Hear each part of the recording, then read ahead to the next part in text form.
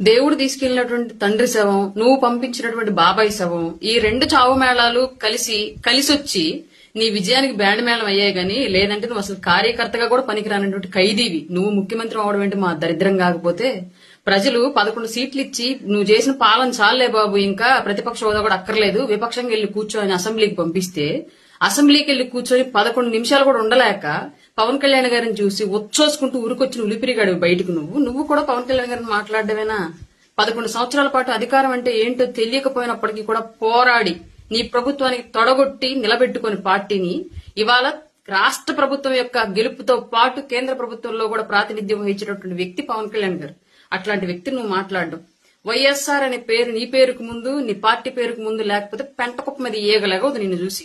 నువ్వు కూడా మాట్లాడటం ఏంటి బా చండాలంగా? ఇక రాజకీయాలకు పనికిరావు గానీ సర్దుకో సల్లగా కేసుల వారం తేల్చుకొని హాస్టల్ సెటిల్మెంట్లు చూసుకో. ఇంకా చెల్లి తల్లి కూడా ఉమ్మెత్తేస్తున్నారు. ఇక నీకెందుకు? ఇంతకు ముందు ఆంధ్రప్రదేశ్ రాజకీయాల్లో కేఏ పాల్ గారు ప్రెస్ మీట్ పెడితే జోక్ ఏముండిద్దని చెప్పి చూసేవాళ్ళు. ఇవాళ ఆయన చూడట్లా, ఆయన మరిపించి జోకర్ ట్రోలర్ నువ్వు అయ్యావు ఆంధ్రప్రదేశ్ లో. నువ్వు ప్రెస్ మీట్ పెడితేనే మేమర్స్ వచ్చేస్తున్నారు ఏం మాట్లాడాడు అని చెప్పేసి.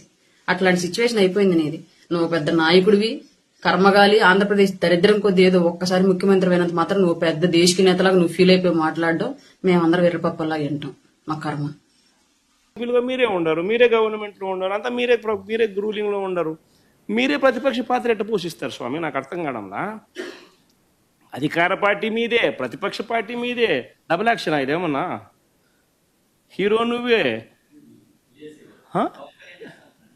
అదే నేను చెప్పే స్వామి, రెండు పాత్రలు డబుల్ యాక్షన్. ఒక పక్క నువ్వే కొడతానంటే ఈ పక్క నేనే కొడతానంటే ఎట్లా కుదురుతుంది స్వామి? అది ఉండేది 20 అసెంబ్లీలో రెండు పార్టీలు ఉన్నాయి, వాళ్ళదంతా కలిపి అధికార కూటమి.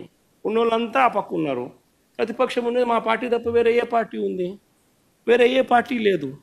సో వేరే ఏ పార్టీ లేనప్పుడు ప్రతిపక్షం అనేది ఎవరికి ఇవ్వాలి? ప్రతిపక్ష పార్టీగా గుర్తింపు అనేది ఎవరికి ఇవ్వాలి? ప్రతిపక్ష పార్టీగా ఉన్న వాళ్ళకి ఇవ్వాలి. సో న్యాచురలీ ఆ పార్టీకి ఎంతమంది అన్నా ఎమ్మెల్యేలు ఉండని స్వామి, వాళ్ళకు లీడర్ అనేవాడు ఉంటాడు కదా. సో ఆ లీడర్ని ఏమంటారు? ప్రతిపక్ష నాయకుడనే అంటారు కదా, వేరే పేరు ఏమన్నా అంటారా? సో ప్రతిపక్ష నాయకుడు అని చెప్పి నువ్వు ఎప్పుడైతే అంటావో అప్పుడు ఏంది, దాని అర్థం ఏంది? లీడర్ ఆఫ్ ది హౌస్కి ఎంతసేపు మైక్ ఇవ్వాలనో అంతేసేపు దాని తర్వాత స్థానంలో ప్రతిపక్ష పార్టీ నాయకుడికి ఇవ్వాలి. ఎందుకు ఇవ్వాలి? ఇవన్నీ చెప్తాడు కాబట్టి. ఇవన్నీ అవతల ప్రతిపక్ష పార్టీ చెప్పినప్పుడు నువ్వు రిపేర్ చేసుకోవాలి కాబట్టి. అది గవర్నమెంట్ చేయాల్సిన డ్యూటీ కాబట్టి, పని కాబట్టి. కానీ ఇక్కడ ఏం జరుగుతూ ఉంది? నేను చెప్పనివ్వను, నేను ఎవరి స్వరము విననివ్వను, నీకు 5 నిమిషాల కన్నా ఎక్కువ మైక్ ఇవ్వను అని నువ్వే డిక్టములు పాస్ చేస్తూ ఉంటే ఏ రకంగా అసెంబ్లీలో ప్రతిపక్షం అన్నది మాట్లాడగలుగుతుంది, స్వరం ఇవ్వగలుగుతుంది? ఇప్పుడు మీరే అన్నారు 1.5 గంటలు 2 గంటలు పట్టింది సార్ అని. మరి 1.5 గంటలు 2 గంటలు పడుతుంది. మరి ఇవన్నీ నేను మాట్లాడిన మాటల్లో ఏదైనా ఒకటన్నా వేస్ట్ మాట ఏమన్నా ఉందా? బడ్జెట్కి సంబంధించిన డాక్యుమెంట్సే చూపించినాను, బడ్జెట్కి సంబంధించిన అంశాలే ప్రస్తావించినాను. మరి టైం పడుతుంది. మరి ఇంక పట్టుకోకున్నట్టుంటుంది చెప్పు. మరి వినాలా? అవతలోనికి మైక్ ఇస్తేనే కదా నువ్వు అవతలోడు చెప్పగలుగుతాడు. సార్ మీకు ప్రతిపక్ష హోదా అంశానికి సంబంధించి పవన్ కళ్యాణ్ గారు ఒక కామెంట్ చేశారు. వైఎస్ఆర్ కాంగ్రెస్ పార్టీకి వచ్చినటువంటి ఓట్ల శాతాన్ని, సీట్ల శాతాన్ని బట్టి చూస్తే జర్మనీలో అయితేనే వస్తుంది, ఇక్కడ రాదు, ఇక్కడ 5 ఏళ్ళు రావడం కష్టం అని ఒక విమర్శ చేశారు సార్. ఆ మనిషి కార్పొరేటర్కి ఎక్కువ, ఎమ్మెల్యేకి తక్కువ. జీవితకాలంలో ఇప్పుడు ఎమ్మెల్యే ఒకసారి అయినాడయ్యా.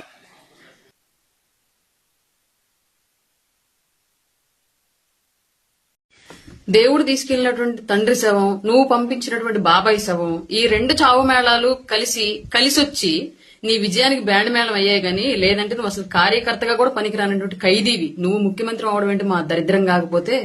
ప్రజలు 11 సీట్లు ఇచ్చి నువ్వు చేసిన పాలన చాలే బాబు, ఇంకా ప్రతిపక్ష హోదా కూడా అక్కర్లేదు, విపక్షంగా వెళ్లి కూర్చొని అసెంబ్లీకి పంపిస్తే, అసెంబ్లీకి వెళ్లి కూర్చొని 11 నిమిషాలు కూడా ఉండలేక పవన్ కళ్యాణ్ గారిని చూసి ఉచ్చోసుకుంటూ ఉరికొచ్చిన ఉలిపిరిగాడు బయటకు. నువ్వు కూడా పవన్ కళ్యాణ్ గారిని మాట్లాడమేనా? 11 సంవత్సరాల పాటు అధికారం అంటే ఏంటో తెలియకపోయినప్పటికీ కూడా పోరాడి నీ ప్రభుత్వానికి తొడగొట్టి నిలబెట్టుకుని పార్టీని ఇవాళ రాష్ట్ర ప్రభుత్వం యొక్క గెలుపుతో పాటు కేంద్ర ప్రభుత్వంలో కూడా ప్రాతినిధ్యం వహించినటువంటి వ్యక్తి పవన్ కళ్యాణ్ గారు. అట్లాంటి వ్యక్తి నువ్వు మాట్లాడడం, వైఎస్ఆర్ అనే పేరు నీ పేరుకు ముందు, నీ పార్టీ పేరుకు ముందు లేకపోతే పెంటకుప్ప మీద ఏగలేగదు నిన్ను చూసి. నువ్వు కూడా మాట్లాడటం ఏంటి బా చండాలంగా? ఇక రాజకీయాలకు పనికిరావు గానీ సర్దుకో సల్లగా కేసుల వారం తేల్చుకొని హాస్టల్ సెటిల్మెంట్లు చూసుకో. ఇంకా చెల్లి తల్లి కూడా ఉమ్మెత్తేస్తున్నారు. ఇంక నీకు ఎందుకు? ఇంతకు ముందు ఆంధ్రప్రదేశ్ రాజకీయాల్లో కేఏ పాల్ గారు ప్రెస్ మీట్ పెడితే జోక్ ఏముండిద్దని చెప్పి చూసేవాళ్ళు. ఇవాళ ఆయన చూడట్లా, ఆయన మరిపించి జోకర్ ట్రోలర్ నువ్వు అయ్యావు ఆంధ్రప్రదేశ్ లో. నువ్వు ప్రెస్ మీట్ పెడితేనే మేమర్స్ వచ్చేస్తున్నారు ఏం మాట్లాడాడు అని చెప్పేసి. అట్లాంటి సిచ్యువేషన్ అయిపోయింది నీది. నువ్వు పెద్ద నాయకుడివి, కర్మగాలి. ఆంధ్రప్రదేశ్ దరిద్రం కొద్ది ఏదో ఒక్కసారి ముఖ్యమంత్రి అయినంత మాత్రం నువ్వు పెద్ద దేశకి నేతలాగా నువ్వు ఫీల్ అయిపోయి మాట్లాడడం మేమందరం వెర్రపప్పలాగా వింటాం. మా కర్మ. మీరే ఉండరు, మీరే గవర్నమెంట్ లో ఉండరు, అంతా మీరే రూలింగ్ లో ఉండరు. మీరే ప్రతిపక్ష పాత్ర ఎట్ట పోషిస్తారు స్వామి? నాకు అర్థం కావడంలా. అధికార పార్టీ మీదే, ప్రతిపక్ష పార్టీ మీదే. డబుల్ యాక్షన్ ఇదేమన్నా? హీరో నువ్వే.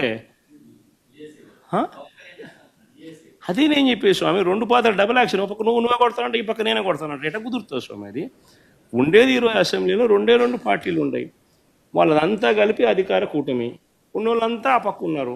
ప్రతిపక్షం ఉండేది మా పార్టీ తప్ప వేరే ఏ పార్టీ ఉంది? వేరే ఏ పార్టీ లేదు. సో వేరే ఏ పార్టీ లేనప్పుడు ప్రతిపక్షం అనేది ఎవరికి ఇవ్వాలి? ప్రతిపక్ష పార్టీగా గుర్తింపు అనేది ఎవరికి ఇవ్వాలి? ప్రతిపక్ష పార్టీగా ఉన్న వాళ్ళకి ఇవ్వాలి. సో న్యాచురలీ ఆ పార్టీకి ఎంతమంది అన్నా ఎమ్మెల్యేలు ఉండని స్వామి, వాళ్ళకు లీడర్ అనేవాడు ఉంటాడు కదా. సో ఆ లీడర్ని ఏమంటారు? ప్రతిపక్ష నాయకుడనే అంటారు కదా, వేరే పేరు ఏమన్నా అంటారా? సో ప్రతిపక్ష నాయకుడు అని చెప్పి నువ్వు ఎప్పుడైతే అంటావో అప్పుడు ఏంది, దాని అర్థం ఏంది? లీడర్ ఆఫ్ ది హౌస్కి ఎంతసేపు మైక్ ఇవ్వాలనో అంతేసేపు దాని తర్వాత స్థానంలో ప్రతిపక్ష పార్టీ నాయకుడికి ఇవ్వాలి. ఎందుకు ఇవ్వాలి? ఇవన్నీ చెప్తాడు కాబట్టి. ఇవన్నీ అవతల ప్రతిపక్ష పార్టీ చెప్పినప్పుడు నువ్వు రిపేర్ చేసుకోవాలి కాబట్టి. అది గవర్నమెంట్ చేయాల్సిన డ్యూటీ కాబట్టి, పని కాబట్టి. కానీ ఇక్కడ ఏం జరుగుతూ ఉంది? నేను చెప్పనివ్వను, నేను ఎవరి స్వరము విననివ్వను, నీకు 5 నిమిషాల కన్నా ఎక్కువ మైక్ ఇవ్వను అని నువ్వే డిక్టములు పాస్ చేస్తూ ఉంటే ఏ రకంగా అసెంబ్లీలో ప్రతిపక్షం అన్నది మాట్లాడగలుగుతుంది, స్వరం ఇవ్వగలుగుతుంది? ఇప్పుడు మీరే అన్నారు 1.5 గంటలు 2 గంటలు పట్టింది సార్ అని. మరి 1.5 గంటలు 2 గంటలు పడుతుంది. మరి ఇవన్నీ నేను మాట్లాడిన మాటల్లో ఏదైనా ఒకటన్నా వేస్ట్ మాట ఏమన్నా ఉందా? బడ్జెట్కి సంబంధించిన డాక్యుమెంట్సే చూపించినాను, బడ్జెట్కి సంబంధించిన అంశాలే ప్రస్తావించినాను. మరి టైం పడుతుంది. మరి ఇంక పట్టుకోకున్నట్టుంటుంది చెప్పు. మరి వినాలా? అవతలోనికి మైక్ ఇస్తేనే కదా నువ్వు అవతలోడు చెప్పగలుగుతాడు. సార్ మీకు ప్రతిపక్ష హోదా అంశానికి సంబంధించి